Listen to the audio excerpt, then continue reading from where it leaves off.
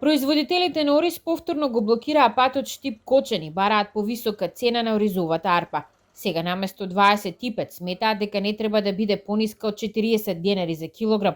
Бараат и промена на сегашниот модел на водостопанство, повисоки ваучери за зелена нафта и продолжување на рокот за 3 денари од ковид мерките. Бараме сега да бидат офатени сите земјоделци со оваа мерка од 3 денара и да мерката биде продолжена.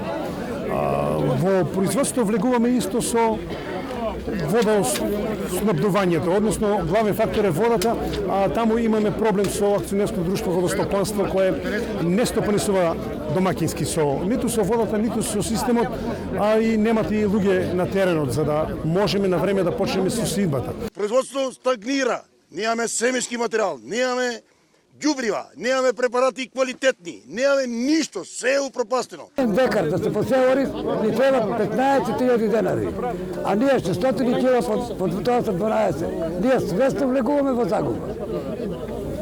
И мислам дека поврачите ќе остават непосејани. Со 18-20 денара ориз нема да сее никој. На протестот денеска оризарите не беа сами, добија поддршка и од лозарите и овоштарите, и тие имаат нерешени проблеми.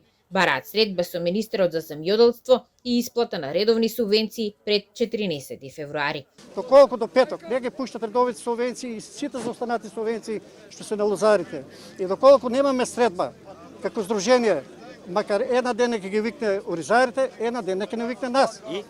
Че излеваме од понеделник, ни празник ќе се види ништо, че излеваме на протести и тоа здружено во цела Македонија. Ние ќе блокираме во Кавадарци, колегите ќе блокираат тука во Кочани. Министерот за земјоделство Николовски рече дека од сите гранки субвенциите најмногу се зголемени во оризопроизводството.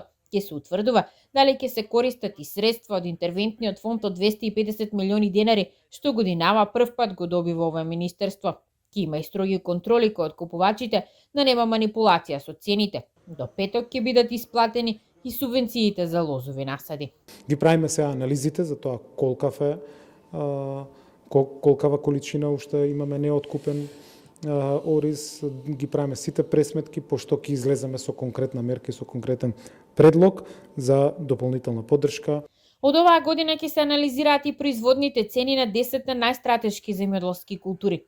Министерот Николовски најави дека регистрираните земјоделци ќе добијат 20% повисоки субвенции, ќе се воведат измени во начинот на субвенционирање, но и ќе се зајакнат контролите на терен. Од годинава пробно во овоштарството, а од до година сите земјоделци дел од субвенциите ќе ги добиваат авансно.